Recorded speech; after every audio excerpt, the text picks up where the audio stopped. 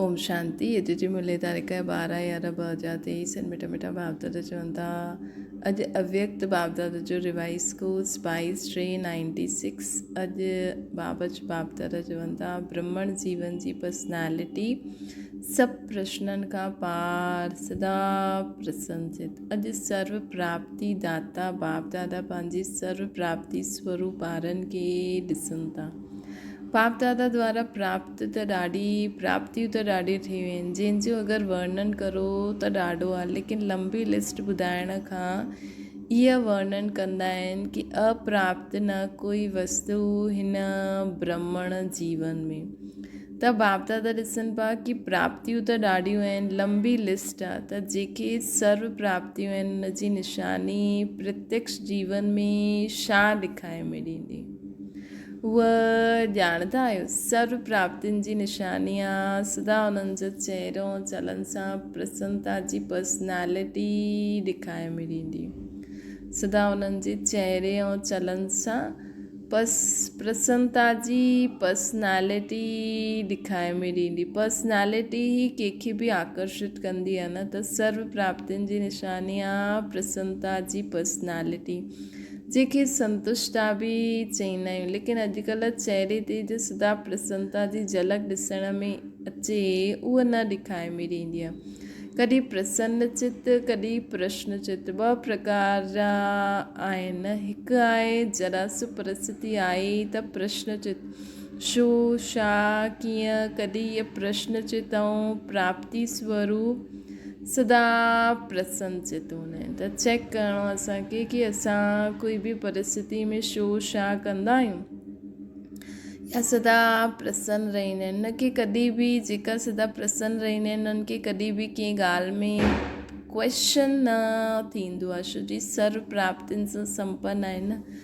त इहा छो छा जो आहे उहा हलचल आहे। जो प्रसन्न हूंदा आहिनि उन्हनि में हलचल न हूंदी आहे, जो ख़ाली हूंदा आहिनि न उन्हनि में हलचल थींदी आहे। त पंहिंजे पाण खां पुछो कि मां सदा प्रसन्नचित रहंदी आहियां व रहंदो आहे। कॾहिं कॾहिं न, सदा प्रसन्नचित रहंदा आहियूं। 10 वर्ष वारा त सदा हूंदा या न, हा न कंदव त सोचो था। प्रसन्नता अगरि घटि आहे त हुनजो कारण आहे प्राप्ति घटि, ऐं प्राप्ति घटि जो कारण आहे कोई न कोई इच्छा आहे। इच्छा जो फाउंडेशन ईर्षा ऐं अप्राप्ति थींदी आहे। अगरि असांखे कोई इच्छा आहे त अप्रसन्नता आहे, उन जे कारण अगरि असांजे मन में इच्छा आहे त अप्राप्ति ऐं ईर्षा आहे। इच्छा जो फाउंडेशन हूंदो आहे ईर्षा ऐं अप्राप्ति। अगरि असांखे कंहिंसां ईर्षा थिए थी, असांखे जीवन में अप्राप्ति जी अनुभूति थिए थी, त ज़रूरु असांजी कोई न कोई इच्छा आहे, तॾहिं असां प्रसन्न आहियूं। ॾाढो सूक्ष्म इच्छाऊं अप्राप्ति जी तरफ़ खीचे वठंदियूं आहिनि। त चेक करो असांखे कोई इच्छा त न आहे, पोइ रॉयल रूप में इहे ई चईंदा आहिनि कि मुंहिंजी इच्छा न आहे, लेकिन थी वञे त सुठो आहे। लेकिन जिते अल्पकाल जी इच्छा हूंदी आहे न, हुते उहो सुठो न ठहण ॾींदी आहे। त चेक करो, चाहे ज्ञान जे रॉयल रूप जी इच्छाऊं, चाहे मोटे रूप जी इच्छाऊं कॾहिं ॾेखारे में ॾींदियूं आहिनि कि मोटे रूप जी इच्छाऊं समाप्त थियूं, लेकिन रॉयल रूप जी ज्ञान खां पोइ सूक्ष्म रूप सां रहिजी वियूं आहिनि। त उहो चेक करो। बाबा ॿुधाए थी न, रॉयल रूप जी इच्छा कहिड़ी हूंदी आहे, नामान शांति, छो जी या मूंखे हीअं पुछनि या मुंहिंजी हीअं पोज़ीशन, मां बि हीअं सेवा करां। त चेक करो, छो जी बाप दादा हाणे सभी ॿारनि खे बाप समान संपन्न संपूर्ण ठाहिणु चाहींदा आहिनि। जंहिंसां प्यार हूंदो आहे उन जे समान ठहिणु कोई मुश्किल ॻाल्हि न हूंदी आहे। त बाप दादा सां सभिनि जो प्यार आहे या प्यार आहे, ॾाढो प्यार आहे या सिर्फ़ु प्यार ई आहे। त कंहिं चई बाबा असांखे तव्हां सां ॾाढो प्यार आहे, पको आहे, त प्यार जे पुठियां त्याग करणु या परिवर्तन करणु वॾी ॻाल्हि आहे छा? त कंहिं चई न बाबा वॾी ॻाल्हि न आहे, त पूरो त्याग कयो त जो बाप चईंदो आहे, जो बाप चाहींदो आहे उहो कयो त सदा कयो त कॾहिं कॾहिं सां कमु न हलंदो। सदा जो राज्य भाग्य प्राप्त करिणो आहे या कॾहिं कॾहिं जो प्राप्त करिणो आहे, सदा जो खपे न, त सदा प्रसन्नता ऐं कोई बि भाव चहिरे ते व चलन ते ॾेखारे में न ॾे, सदा प्रसन्नचित। कॾहिं कॾहिं चईंदा आहियूं न, अॼु भेण जी भाई जी जो मूड ॿियो आहे, तव्हां बि चईंदा अॼु मुंहिंजो मूड ॿियो आहे, त हिनखे छा चईंदासीं, सदा प्रसन्नचित ठहियो। कई बार प्रशंसा जे आधार सां प्रसन्नता जो अनुभव कंदा आहिनि, भई माण्हू उन्हनि जी प्रशंसा करे तॾहिं प्रसन्न थींदा आहिनि, लेकिन उहा प्रसन्नता अल्पकाल जी हूंदी आहे। बाबा चईंदा आहिनि, अगरि कई ॿार सोचंदा आहिनि असांजी कोई प्रशंसा करे त असां प्रसन्न थियूं, लेकिन बाबा चईंदा उहा प्रसन्नता अल्पकाल जी हूंदी आहे, अॼु आहे कुझु समय खां पोइ समाप्त थी वेंदी आहे। त इहे बि चेक करो कि मुंहिंजी प्रसन्नता प्रशंसा जे आधार ते त न आहे। जीअं अॼुकल्ह मकान ठाहींदा आहियूं न, त सीमेंट सां गॾु गॾु रेत जी मात्रा ज़्यादा विझी छॾींदा आहियूं, मिक्स कंदा आहियूं, त इहे बि ईअं ई आहे। जो फाउंडेशन मिक्स आहे, यथार्थ न आहे, त जरा परिस्थिति जो तूफ़ान ईंदो, कंहिं बि प्रकार जी हलचल थींदी, त प्रसन्नता समाप्त थी वेंदी। जे मिक्सर सां घटि ठाहियो त जरा बि हलचल आई त टुटी पवंदो। त ईअं ई अगरि असांजी प्रशंसा जे आधार सां अगरि असां प्रसन्न थींदा आहियूं, त जरा बि हलचल आई त प्रसन्नता समाप्त थी वेंदी। त अहिड़ो फाउंडेशन त न आहे। बाप दादा पहिरियों बि ॿुधाईं, जॾहिं हाणे वरी खां अंडरलाइन करो कि रॉयल रूप जी इच्छा जो रूप स्वरूप आहे नामान शान। आधार सर्विस जो वठंदा आहिनि, सर्विस में नाम थिए, लेकिन जो नाम जे पुठियां सेवा कंदा उन्हनि जो नाम अल्पकाल जे लाइ थी वेंदो आहे, कि ॾाढो समय सुठो सर्विसेबल आहे, ॾाढो सुठो आकर्षण करण वारो आहे, लेकिन नाम जे आधार सां सेवा करण वारनि जो ऊच पद जी में नाम पुठियां थी वेंदो आहे। त तव्हांखे बाबा जी लिस्ट में ऊच पद खपे या माण्हुनि जी लिस्ट में? छो जी कच्चो फल खाई वरितो न, पको ई न थियो त पको फल किथां खाईंदव, कच्चो ई खाई वरितो। हाणे सेवा कई, हाणे नाम पायो, त इहो थी वियो कच्चो फल खाइणु। या इच्छा रखी कि सेवा में मां ॾाढी कई, सभिनि खां ज़्यादा सेवा जे निमित्त मां ई आहियां, इहे नाम जे आधार सां सेवा थी, इनखे चईंदासीं कच्चो फल खाइणु। हाणे सेवा की, हाणे नाम पायो त कच्चो फल आहे। या इच्छा रखी कि सेवा मां ॾाढी कई, सभिनि खां ज़्यादा सेवा जे निमित्त मां आहियां, इहे नाम जे आधार ते सेवा थी न, इनखे चईंदासीं कच्चो फल खाइणु। त कच्चे फल में ताक़त हूंदी आहे छा? वा सेवा जी, जो सेवा जा रिज़ल्ट में मुंहिंजो मान मिलणो खपे। त बाबा चवनि था सेवा कई त सेवा जे रिज़ल्ट में मुंहिंजो नाम मिलणो खपे, इहे इच्छा रखणु, कच्चो फल खाइणो आहे। इहे मान न आहे, लेकिन अभिमान आहे। जाते अभिमान आहे हुते प्रसन्नता न थी सघंदी आहे। सभिनि खां वॾो शान आहे बाप दादा जी दिलि में शान प्राप्त करणु। आत्माउनि जी दिलि में अगरि शान मिली बि वई त आत्मा स्वयं ई वठण वारी आहे। मास्टर दाता आहे, दाता त न आहे न। आत्माउनि जी दिलि में अगरि शान मिली बि वई त आत्मा त स्वयं ई वठण वारी आहे न, मतिलबु उहो त ख़ुदि ई ॿियनि खां बाबा खां वठे थी, त बाबा खां वठे थी न।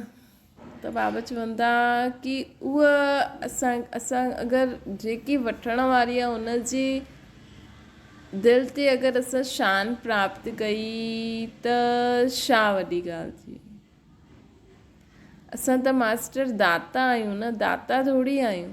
मास्टर दाता कंहिंखां वठे त शान खपे, त सदा बाप दादा जी दिलि में पंहिंजो शान प्राप्त करो। इहे सभु रॉयल इच्छा प्राप्ति स्वरूप ठहिण न ॾींदियूं आहिनि। इन करे प्रसन्नता जी पर्सनैलिटी सदा चहिरे और चलन में ॾेखारे में न ॾींदी आहे। बाबा चवंदा आहिनि इहे सभु जेकी रॉयल इच्छाऊं हूंदियूं आहिनि उहे प्राप्ति स्वरूप न ठहणु ॾींदियूं आहिनि असांखे सदा प्राप्ति स्वरूप न ठहणु ॾींदियूं आहिनि। हिन करे प्रसन्नता जी पर्सनैलिटी सदा चहिरे ऐं चलन में ॾेखारे में न ॾींदी आहे। त बाबा चवंदा आहिनि कहिड़ी बि परिस्थिति में प्रसन्नता जी मूंड परिवर्तन थी वेंदी आहे।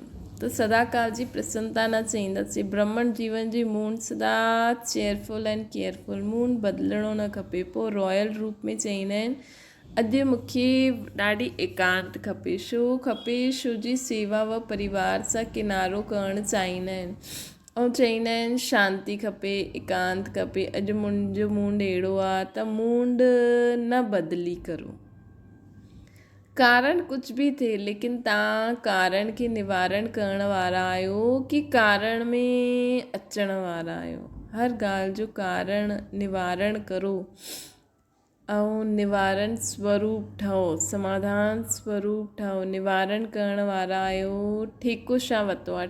कॉन्ट्रैक्ट आहियो न, त छा कॉन्ट्रैक्ट वरितो अथव कि प्रकृति जी मूंड खे बि चेंज करण वारे, प्रकृति खे चेंज करण वारा आहियो। त प्रकृति खे परिवर्तन करणु, पंहिंजी मूंड खे न परिवर्तन करो। प्रकृति के परिवर्तन करण वारा पंहिंजी मूंड खे न परिवर्तन करे सघंदा आहिनि छा? मूंड चेंज थींदी आहे कि न? कॾहिं कॾहिं थींदी आहे। पोइ चईंदा आहिनि सागर जे किनारे में वञी करे वेही रहो। ज्ञान सागर न, सूर सागर जे किनारे। फॉरनर्स ईअं कंदा आहिनि न, या चईंदा आहिनि अॼु पतो न अकेलो अकेलो लॻे थो त बाप जो कंबाइंड रूप काॾे हो? अकेलो करे अलॻि करे छॾंदा आहियो छा? कंबाइंड सां अकेलो थी वियो छा? इनखे प्यार चइबो आहे? ॾिसो बाबा कीअं असां सां ॻाल्हियूं था करनि। त कहिड़ी बि प्रकार जो मूंड हिकु हूंदो आहे। मूंड ऑफ त वॾी ॻाल्हि थी वई, लेकिन मूंड परिवर्तन थियणु इहा बि ठीकु न आहे। बाबा चवनि था मूंड ऑफ वारा त ॾाढा आहिनि, भिन्न भिन्न प्रकार जा खेल ॾेखारींदा आहिनि। बाप दादा ॾिसंदा आहिनि वॾनि खे ॾाढो खेल ॾेखारींदा आहिनि या पंहिंजी साथियुनि खे ॾाढो खेल ॾेखारींदा आहिनि। अहिड़ो खेल न करो छो जो बाप दादा जो सभिनि सां प्यार आहे। बाप दादा इहे न चाहींदा आहिनि कि विशेष निमित आत्मायूं बाप समान ठही वञनि, बाक़ी ठहनि या न, सभिनि खे समान ठाहिणो ई आहे। इहो ई बाप दादा जो प्यार आहे। न त प्यार जो रिस्पॉन्ड ॾियण वारा आहियो कि नाच नखरा सां रिस्पॉन्ड ॾियण वारा आहियो? बाबा कि प्यार सां रिस्पॉन्ड ॾियण वारा आहियो कि नाच नखरनि सां रिस्पॉन्ड ॾियण आहियो? कॾहिं नाच नखरा ॾेखारींदा आहियो, कॾहिं समान करे ॾेखारींदा आहियो। हाणे उहो समय समाप्त। हाणे डायमंड जुबली मल्हायो था न, त 60 साल खां पोइ वैसे बि वानप्रस्थ अवस्था थी वेंदी आहे। तव्हां हाणे नंढा ॿार न आहियो। हाणे वानप्रस्थ अर्थात सभु कुझु ॼाणण वारा अनुभवी आत्मा आहियो। नॉलेजफुल आहियो, पावरफुल आहियो, सक्सेसफुल आहियो। जीअं सदा नॉलेजफुल आहियो उहो सदा पावरफुल सक्सेसफुल बि आहियो। कॾहिं कॾहिं सक्सेसफुल छो न थींदा आहियो? उन जो कारण छा आहे? वैसे सफलता असांजो जन्म सिद्ध अधिकार आहे, चईंदा आहियूं न। सिर्फ़ु चईंदा आहियो या मञंदा बि आहियो त छो न सफलता थींदी आहे? कारण छा आहे?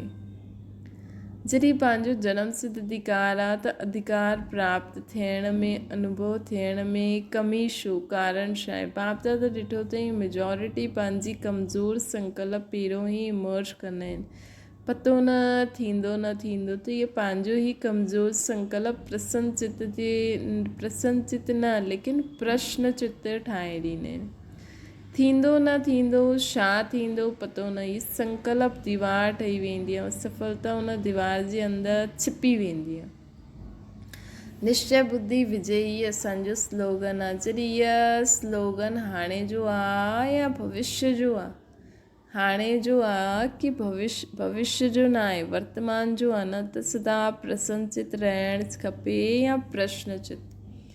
त माया पंहिंजी ई कमज़ोर संकल्पनि जी जाल पिछाए ॾींदी आहे, पंहिंजी ई जाल में फसाए ॾींदी आहे। विजयी आहियूं, इन सां हिन कमज़ोर जाल खे समाप्त करो। बाबा चवनि था सदा यादि रखो कि असां विजयी आत्मा आहियूं। हिन संकल्प सां पंहिंजी कमज़ोर संकल्पनि खे समाप्त करो।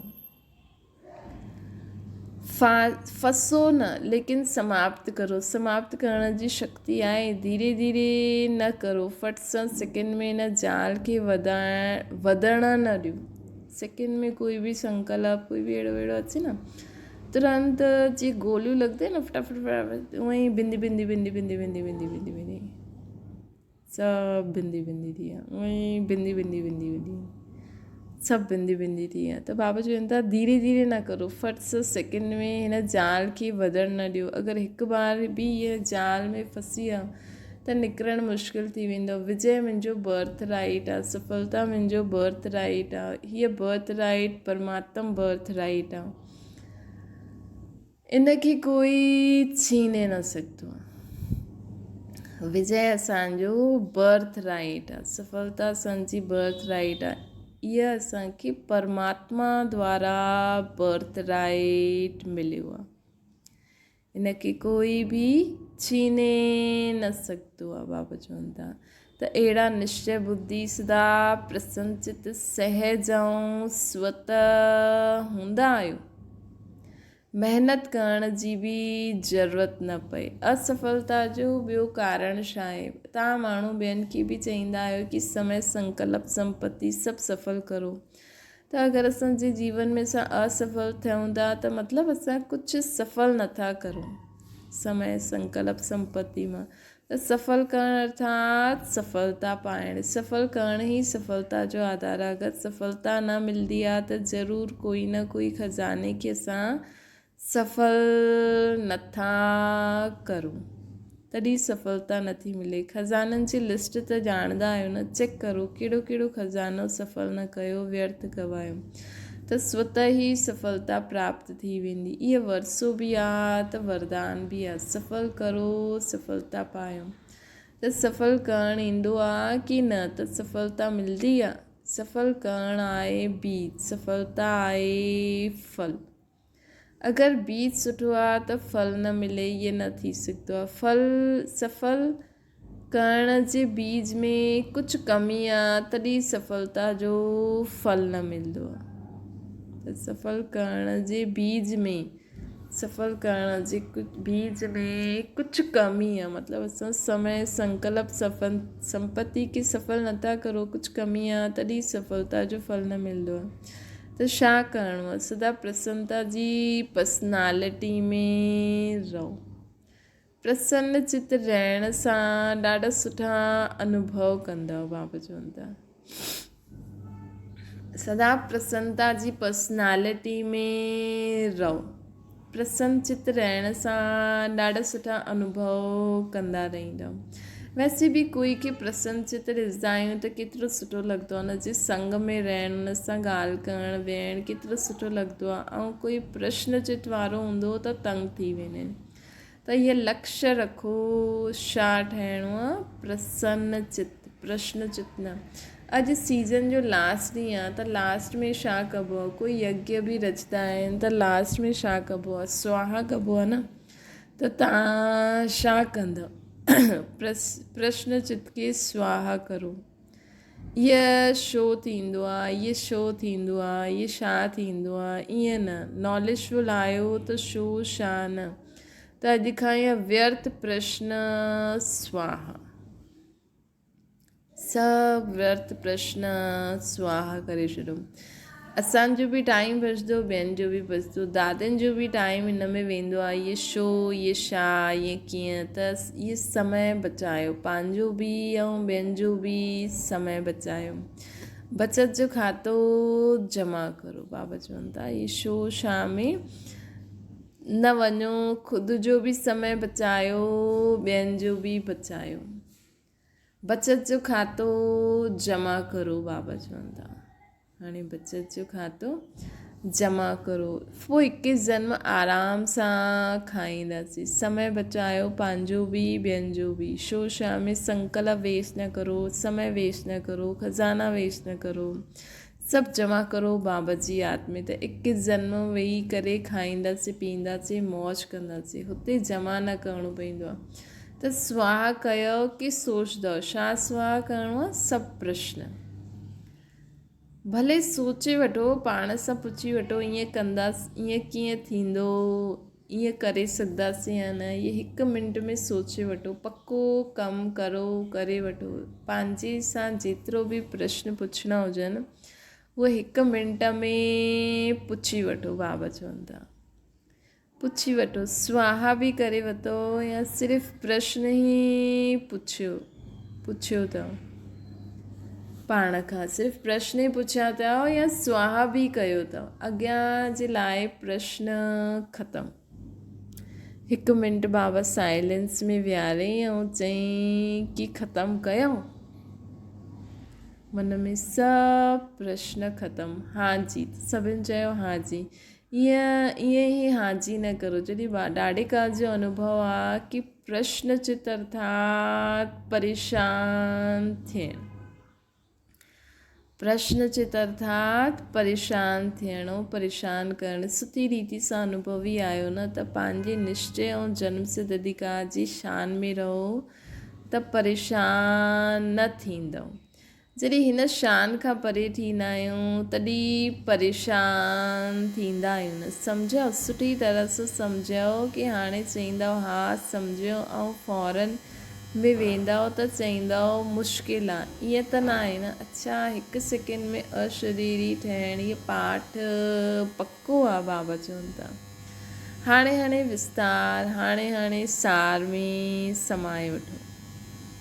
बाप दादा ड्रिल कराई। अच्छा, इन समय के सदा साथ रखिजो। चारों ओर जे सर्व प्रश्न चित सां परिवर्तन थियण वारा, सदा प्रसन्न चित जे पर्सनैलिटी वारी श्रेष्ठ आत्माउनि खे, जो सदा प्रसन्न रहण वारी श्रेष्ठ आत्माउनि खे, सदा पंहिंजे विजय ऐं जन्म सिद्ध अधिकार जी स्मृति में रहण वारी स्मृति स्वरूप विशेष आत्मायूं, सदा सफल करण सां सहज सफलता मूर्त अनुभव, सफलता जो अनुभव करण वारा, सभु कुझु सफल करे सफलता जो अनुभव करण वारा बाप जे समीप आत्माउनि खे बाप दादा जो यादि प्यार नमस्ते।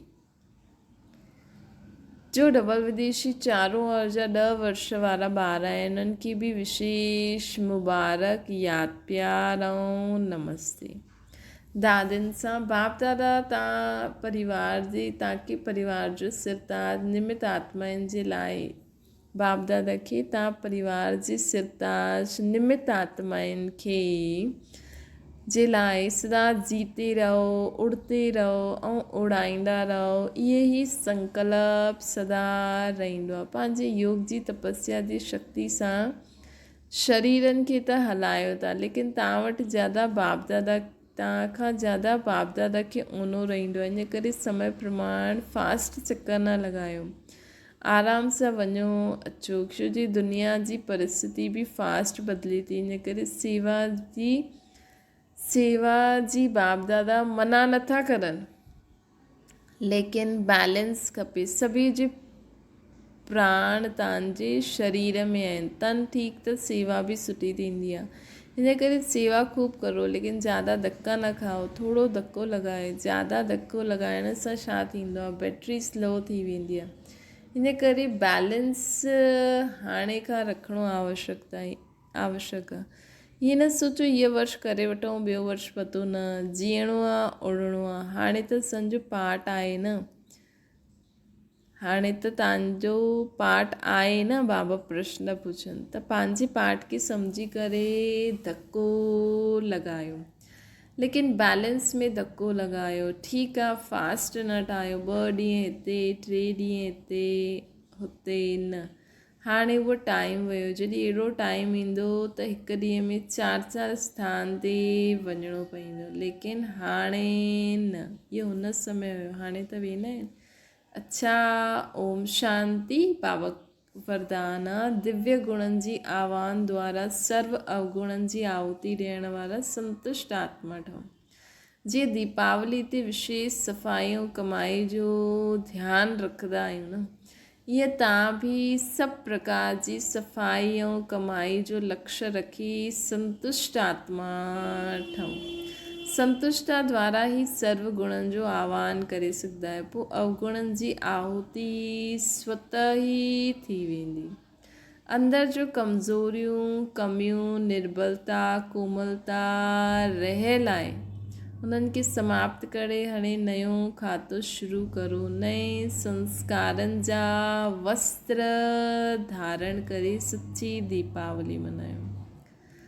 कमियूं, कमज़ोरी, निर्बलता, कोमलता जो रही आहे, उन्हनि सभिनि खे समाप्त करो। बाबा चवनि था ये थी वई आत्मा जी सफ़ाई करणु। ऐं नयो खातो शुरू करो। नए संस्कारनि जा वस्त्र धारण करे सच्ची दीपावली मनायो। त अॼु बाबा चई सदा प्रसन्नचित रहो, शोशा जा प्रश्ननि सां पार रहो। ईअं बाप समान ठही वेंदासीं। बाप समान भी ठहो, संपन्न भी ठहो, संपूर्ण भी ठहो। इहे ही दीपावली मनाइण थी वई।